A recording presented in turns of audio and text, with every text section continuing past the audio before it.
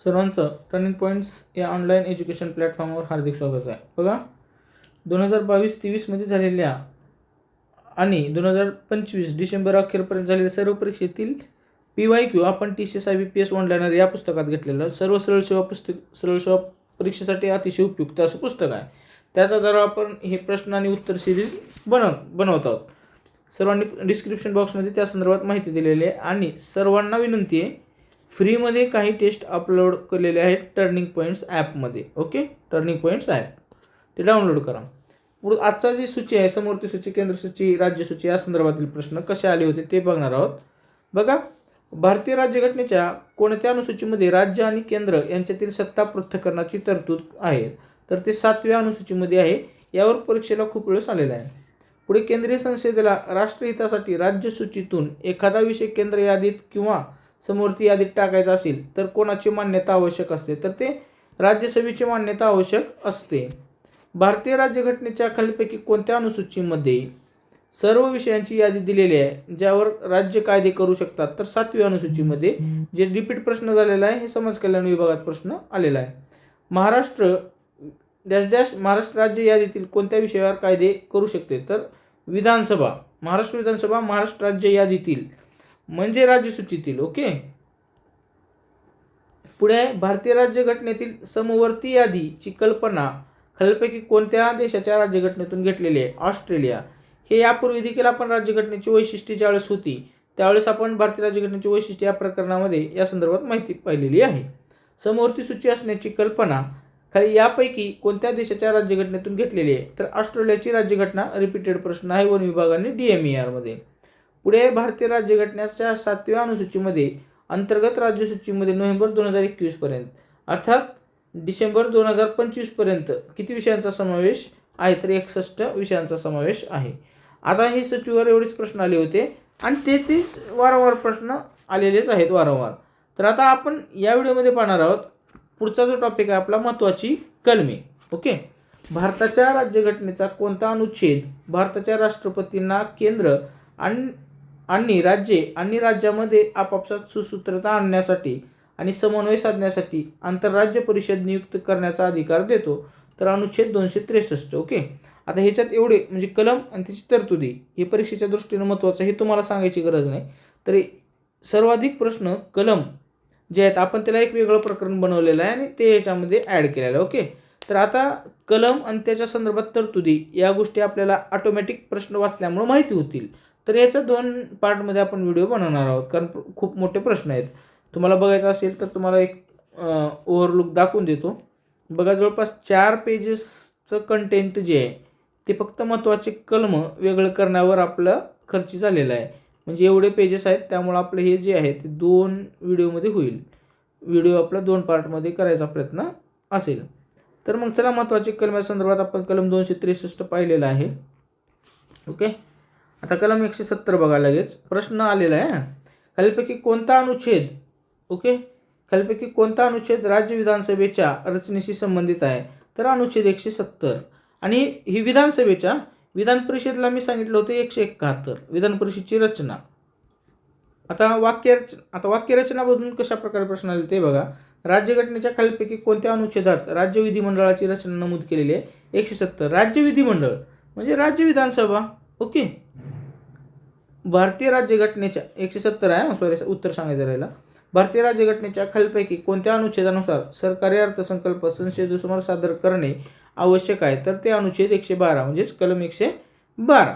भारतीय राज्यघटनेच्या कोणत्या अनुच्छेदाद्वारे संसदेला राज्यसभेच्या ठरावावर आधारित नवीन अखिल भारतीय सेवा निर्माण करण्याचा अधिकार आहे? ओके. संसदेला राज्यसभेच्या ठरावावर. तर अनुच्छेद 312 नुसार. ओके. आता एवढं काही नाही, फॅक्च्युअल डाटा आहे, एकदम व्यवस्थित वाचा. वारंवार वाचल्यानंतर याचं उत्तर येत असते. भारतीय राज्यघटनेतील कोणता अनुच्छेद भारताच्या राष्ट्रपतींना वेटो अधिकार देतो, वेटो पॉवर देतो? तर अनुच्छेद 111. खालीलपैकी कोणता अनुच्छेद राज्य विधानसभेतील वार्षिक आर्थिक विवरणाशी संबंधित आहे? तर अनुच्छेद 202. राज्यघटनेमध्ये अनुच्छेदच आहे, कलम नसते, म्हणून तर जास्त वेळेस तुम्हाला हे जशाला तसं आलेलं आहे ते आपण देतोय. भारतीय राज्यघटनेच्या कोणत्या अनुच्छेदात मंत्र्यांच्या वैयक्तिक जबाबदारीची तत्व समाविष्ट आहे? तर अनुच्छेद 75 मध्ये या संदर्भाची तरतूद आहे. भारतीय राज्यघटनेच्या खालीलपैकी कोणत्या अनुच्छेदाद्वारे राज्यपालांना राज्य विधानसभेला विशेष भाषण देण्याचा अधिकार आहे? तर अनुच्छेद 176. महिला व बालविकास परीक्षेत प्रश्न आलेला आहे. भारतीय राज्यघटनेच्या खालीलपैकी कोणत्या अनुच्छेदात सर्वोच्च न्यायालयाच्या सहाय्यभूत अधिकाराबद्दल उल्लेख आहे? तर ते अनुच्छेद 140. पुढे खालीलपैकी कोणती तरतूद भारतीय राज्यघटनेच्या अनुच्छेद 324 अंतर्गत येते? तर निवडणुकांचे मार्गदर्शन आणि नियंत्रण, म्हणजे केंद्रीय निवडणूक आयोगाच्या संदर्भात असलेलं कलम कोणता, असाही पुढे प्रश्न आला तर कलम 324 किंवा अनुच्छेद 324. आता मागच्या व्हिडिओमध्ये पाहिलं होतं सरकारी संस्था आणि आयोग, घटनात्मक संस्था, असंवैधानिक संस्था. ओके, ज्या संदर्भात घटनेत उल्लेख आहे, अनुच्छेद आहे, त्याला घटनात्मक संस्था असं तुम्ही म्हणायचं आहे. परत एकदा सांगतो. आणि ज्याच्या संदर्भात नाही म्हणजे शिफारशी करून केलेल्या, जसं CVC, okay, central vigilance commission, केंद्रीय दक्षता आयोग. आता ह्याची संतनाम समितीने 1964ला जे काही शिफारस केली त्यावर आधारित त्याची स्थापना झाली. बरोबर, ती कलम आहे का? नाही, ते असंवैधानिक संस्था झाली. त्यानंतर राष्ट्रीय हरित न्यायाधिकरण, राष्ट्रीय मानवाधिकार आयोग, अशा या संस्था होत्या, त्या असंवैधानिक, यांच्या राज्यघटनेत कलम नाही. परंतु केंद्रीय लोकशाही आयोग, ओके, कलम 315.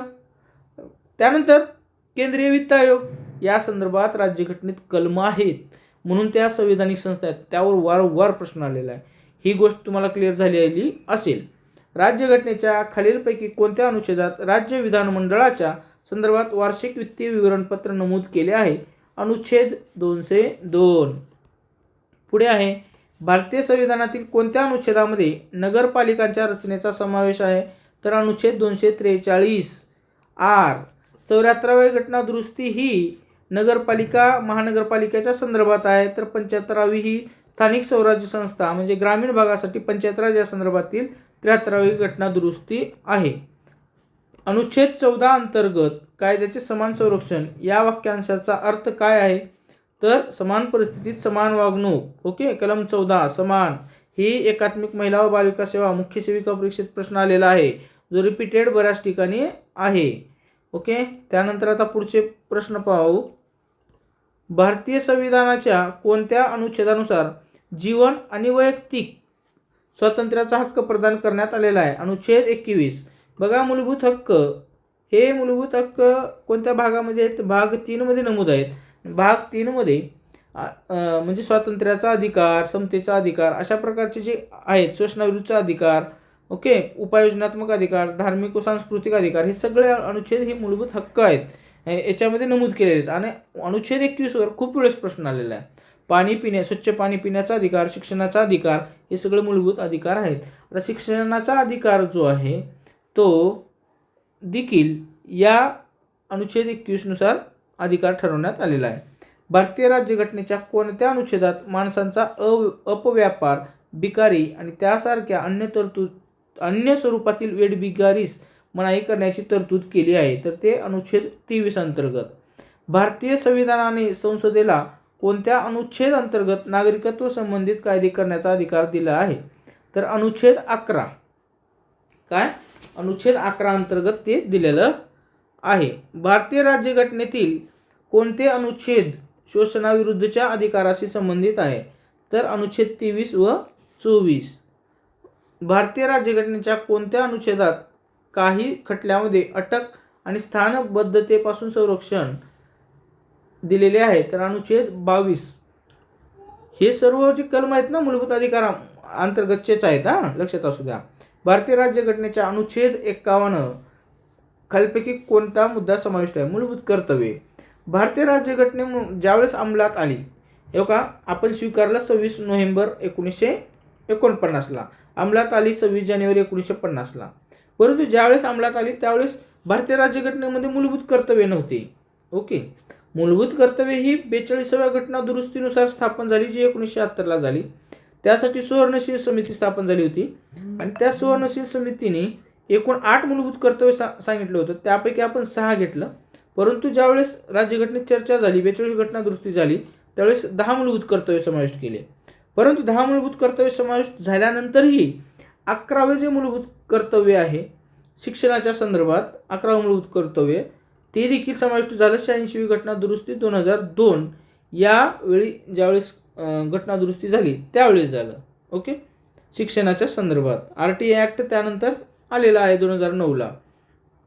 पुढे भारतीय संविधानाच्या कोणत्या अनुच्छेदात आर्थिक कायद्याविषयी विशेष कार्यपद्धती परिभाषित केली आहे? तर 109 या कलमांतर्गत किंवा अनुच्छेदांतर्गत. भारतीय राज्य अनुच्छेद हा शब्दच तुम्हाला वाचण्यात येईल. ओके, खालीलपैकी भारतीय संविधानातील कोणत्या अनुच्छेदामध्ये स्वातंत्र्याचा अधिकार नमूद आहे? तर अनुच्छेद 19 ते 22 यामध्ये तशा प्रकारचं तरतूद केलेली आहे. ह्याच्यात तुम्हाला आणखीन म्हणजे मूलभूत हक्क संदर्भात सांगून द्यायचं कारण काय, मूलभूत हक्काचे वर्गीकरण 6 प्रकारात केलेले आहे. किती? 6. ओके, त्यामध्ये तुमचा समतेचा हक्क जो आहे तो 14 ते 18 या दरम्यान आहे. त्यानंतर स्वातंत्र्याचा हक्क 19 ते 22 या दरम्यान आहे. पिळवणुकीचा अधिकार म्हणजे हक्क जो आहे पिळवणुकीविरुद्धचा हक्क 23 व 24 मध्ये आहे. आता 4थ्या नंबरचा जो आहे धार्मिक स्वातंत्र्याचा हक्क 25 ते 28 या दरम्यान आहे. आणि 5वा जो आहे सांस्कृतिक व शैक्षणिक त्या संदर्भात 29 आणि 30वा कलम आहे. आणि घटनात्मक उपाययोजनाचा हक्क जो आहे तो 32वा कलम आहे. आता हे तुम्हाला ही पाठच करावं लागेल. समतेचा, स्वातंत्र्याचा, ओके, समतेचा, स्वातंत्र्याचा, शोषणाविरुद्धचा म्हणा किंवा पिळवणुकीविरुद्धचा म्हणा.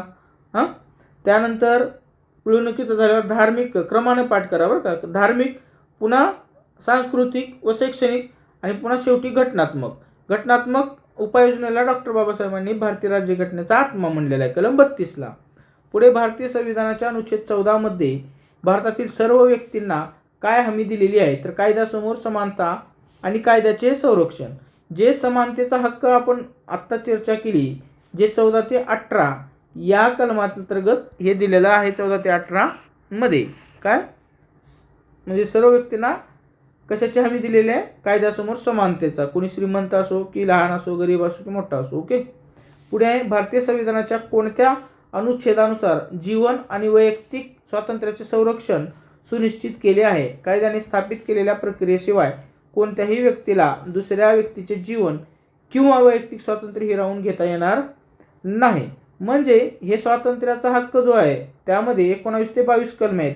त्यापैकी एक आहे अनुच्छेद 21 आणि एक अनुच्छेद 21 काय सांगतोय की कायद्याने स्थापित केलेल्या प्रक्रियेशिवाय कोणत्याही व्यक्तीला दुसऱ्या व्यक्तीचे जीवन किंवा वैयक्तिक स्वातंत्र्य हिरावून घेता येणार नाही, अशा प्रकारचा उल्लेख त्या अनुच्छेद 21 मध्ये आहे.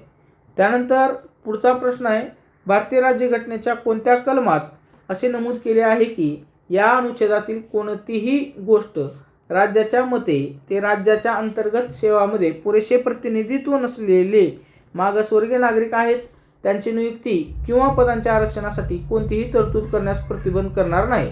तर ते अनुच्छेद 16(4) यामध्ये नमूद केलेले आहे.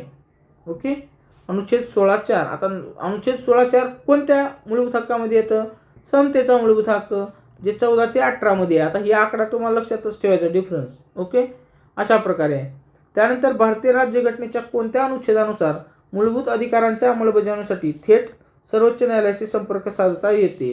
तर अनुच्छेद 32 या उपयोजनात्मक अधिकार मुद्दाम सांगतोय की या कलमांना भारतरत्न डॉक्टर बाबासाहेब आंबेडकर यांनी घटनात्मक म्हणजे घटनेचा आत्मा म्हटलेला आहे. हे पाठच झालं पाहिजे. भारतीय राज्यघटनेतील कोणता अनुच्छेद सार्वजनिक रोजगाराच्या बाबतीत समान संधीशी संबंधित आहे? तर अनुच्छेद 16. जे समतेचा अधिकार आहे 14 ते 18 यामध्ये 14, 15, 16, 17, 18 असे 5 कलमांचा समावेश आहे. आणि त्यामध्ये अनुच्छेद 16 जे आहे ते काय आहे? सार्वजनिक रोजगाराच्या बाबतीत समान संधीशी संबंधित आहे, भेदभाव करता येणार नाही. पुढे आहे, खालीलपैकी कोणता अनुच्छेद दिल्लीचा विशेष दर्जा आणि दिल्लीच्या सरकारच्या संरचनेची गव्हर्नमेंट स्ट्रक्चर व्याख्या करते? तर ते आहे अनुच्छेद 239 AA. हे कंबाईंडला देखील प्रश्न आलेला आहे. सरळ सोळा यापूर्वी देखील परीक्षेत आलेला आहे. 2022च्या कुठल्याही परीक्षेत कुठल्या तरी आलेला आहेच. ओके, हे आकडा लक्षात ठेवा. 239 AA दिल्लीच्या संदर्भात आहे. ओके, यावर प्रश्न आलेला आहे. तर आजचा आपला व्हिडिओ इथं थांबू. महत्त्वाची कलमे यावर आपले 2 होतील 3 व्हिडिओ होतील, पण आपण पूर्ण महत्त्वाची कलमे या अंतर्गत सर्व म्हणजे क्लिअर कट पाहणार आहोत. व्हिडिओ आला तर नक्की शेअर करा, सबस्क्राईब करायला विसरू नका. Thanks for watching this video.